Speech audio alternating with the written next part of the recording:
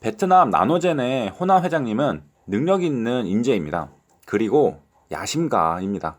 저 손모습을 보면 뭔가를 갈구하는 그의 마음을 엿볼 수 있습니다.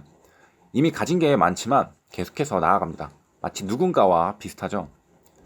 호남 회장님은 고향 베트남에 돌아오기 전 미국에서 대학을 나오고 미국에서 15년간 일을 했습니다. 호남 회장님은 의학 박사인데 학위가 임상학, 병리학, 약학 등이 있습니다. 게다가 바이오 개발자입니다. 미국 시러큐스 대학에서 생화학, 공학 학위를 받았고 애리조나 대학에서 병리학 학위를 받았습니다. 보스턴 대학에서는 양리학을 전공했습니다. 이 정도면 공부 만렙입니다. 박사학위가 3개 정도는 있어야 계열사를 여럿 둔 기업 그룹의 장녀와 결혼할 수 있습니다. 그리고 미국 젠자임 등 글로벌 제약사에서 15년간 근무를 했습니다. 호남 회장이 다시 고향인 베트남으로 돌아와서 나노젠을 설립한 건 1997년입니다. 돌아와서 한 건 항암제나 치료제를 만드는 일이었습니다. 2012년 그 결실을 이뤄 간염치료제 복제약 생산에 성공한 후 대형 기업 반열에 올라왔습니다. 그리고 같은 바이오 기업을 이끄는 수장인 진양고 회장님을 만나 서로의 마음을 확인합니다. 동업자, 운명 공동체, 좋은 동갑내기 친구가 된 거죠. 그 영향 때문인지 호남 회장님은 한국의 바이오 기업에 대한 인식이 상당히 좋은데요. 전 세계 바이오 산업 선두주자 한국. 한국 맞습니다. 한국은 바이오 산업 선두주자입니다. 호남 회장님이 바라보는 한국의 투자자는 바이오에 대한 정보나 인식이 높다는 겁니다. 가나보다 풀매수 가자 하는 제 자신을 반성해보는 하루입니다. 그래도 저도 그렇고 함께 공부했던 구독자님들도 그렇고 상당히 공부는 많이 했던 지난 날들이었습니다. 사실 이제 뭐 영어 임상 논문 정도는 다 읽을 줄 알잖아요. 뭐 공시도 쓱 보면 알겠고. 아닌가요? 갑분싸 될까봐 이제 이 영상의 핵심 주제로 갑니다. 한국의 바이오 기업 환경에 감명을 받은 호남 회장님은 곧장 이제 뭔가를 추진하게 됩니다. 그것은 바로 베트남 기업 나노젠의 코스닥 상장이었습니다. 2017년 기사인데 사실 2019년은 현재 다 지나갔죠. 상장 시 시총이 1조 원이 될 거란 분석으로 증권사들의 경쟁이 치열했습니다. 더벨에 따르면 2019년에는 주관사 선정까지 마치고 코스닥 입성을 노리고 있습니다. 준비를 착착 해나가고 있네요. 그리고 나노젠이 국내 코스닥 시장에 상장되면 넥스트 사이언스는 지분을 들고 있기에 수혜를 받게 됩니다. 그리고 미래에셋대우에서 IPO를 담당했던 신동민 전무는 현재 CFO에서 나노젠에 참여한 상태입니다. 저번 영상에 등장했던 분이죠. 나노젠의 지분 9%를 가지고 있는 이대주주 스틱인베스트먼트는 처음부터 국내 상장을 목적으로 나노젠 투자를 단행했다고 밝히기도 했습니다. 그동안 호남 회장님이 진양고 회장님이랑 친하게 지낸 이유가 코스닥 시장 IPO 때문이었구나. 그런데 제목을 호남 회장님의 진짜 목적이라고 짓기에는 조금 약하지 않나 하실 겁니다.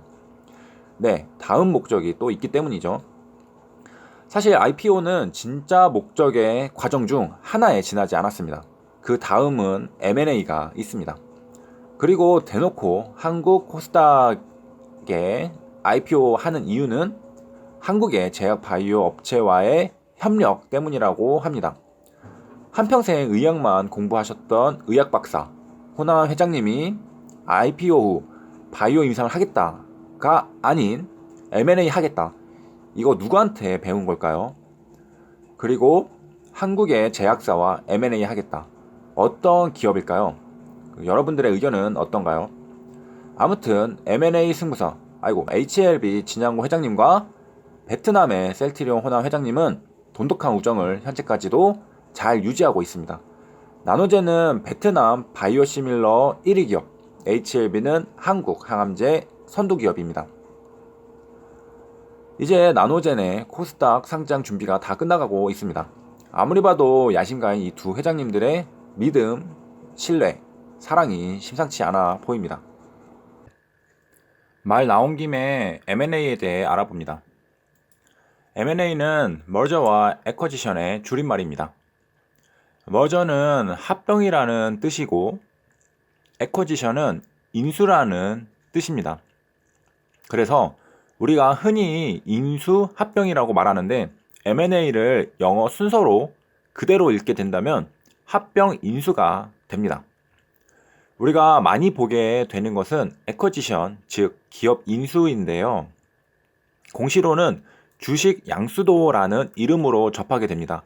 이 예시는 가장 최신 주식 양수도 계약 공시입니다. 최신이라서 가져와 봤습니다.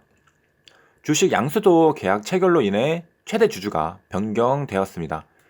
기업의 지분을 가장 많이 가지고 있는 주인이 바뀌는 것입니다.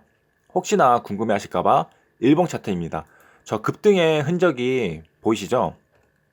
사실 아까 공시는 기재정정 공시라 최초 공시일은 2019년 12월 10일입니다. 즉 투자자들이 처음 인지하는 공시 날짜인 거죠. 12월 10일 종가가 8% 마감하고 다음날 12월 11일 상한가를 쳤습니다. M&A가 뭔지만 알아도 공시가 뭔지만 잘 읽어도 수익기회는 있습니다. 대박이죠? 하지만 100%는 없습니다. 실패 사례도 찾으려면 얼마든지 찾을 수 있습니다. 애쿼지션, 즉 기업 인수는 세 가지가 존재합니다. 우리가 방금 살펴본 사례는 흔히 볼 수 있는 주식 양수도 계약이었습니다. 주식의 매수를 통하여 경영권을 취득하는 것으로 인수 대상 기업의 제3자에 대한 기존의 권리 의무 관계를 모두 승계하게 됩니다. 그래서 근로자들도 당연히 승계하게 됩니다. 자, 이번에는 자산 양수도를 살펴보러 가보겠습니다. 이것도 최신 공시입니다. 합병 종료 보고서 옆에 소괄호에 자산 양수도라고 쓰여 있죠. 자산 양수도는 매매를 통해 유가증권 또는 부동산과 같은 기업 자산의 전부 또는 일부의 소유권이 변경되는 것을 말합니다. 즉 유가증권 또는 부동산 같은 자산입니다. 코너스톤 네트워크스 사례는 양수도 대상 자산이 주식입니다. 2만 주네요. 지분 100%의 주식을 넘기게 됩니다. 이것도 궁금하실까봐 일봉 차트입니다. 아까 SD 시스템과 다른 부분은 코너스톤 네트워크스는 타사인 TDI의 주식 100%를 취득한 것이죠. 반면에 SD 시스템은 SD 시스템의 지분을 가진 주주들이 사고팔고해서 바뀐 겁니다. 그런데 헷갈리는 게 있죠. 애쿼지션의 종류에 자산 양수도가 있는데 공시에는 합병 종료 보고서라고 쓰여 있습니다. 이건 합병일까요? 인수일까요? 먼저 인수란 회사 또는 개인이 다른 회사의 주식과 경영권을 함께 사들이는 것을 의미합니다. 합병도 거의 같은 개념입니다. 다만 차이가 있다면 합병이란 두 회사가 하나로 합쳐지는 것을 말합니다. 합병이 되면서 하나의 회사는 그대로 남고 다른 하나는 녹아 들어가는 게 일반적인 형태입니다. 살아남아있는 기업을 존속회사, 녹아 들어가 사라져 버리는 회사를 소멸회사라고 부릅니다. 결국 합병과 인수의 공통점은 주식과 경영권을 사들이는 것인데 인수는 사들였어도 그 사들인 기업은 남아있는 반면 합병은 사들인 다음에 소멸시켜서 이제는 존재하지 않게 되는 차이점이 있는 겁니다. 이 자산양수도 공시에서는 지분 100%를 사들이고 기업이 소멸했기 때문에 합병 종료라는 단어를 사용하게 된 것입니다. M&A는 다룰 내용이 방대한데요. 베트남 나노젠의 한국 코스닥 IPO가 다가올 때쯤 한 번 더 집중적으로 다뤄드리겠습니다.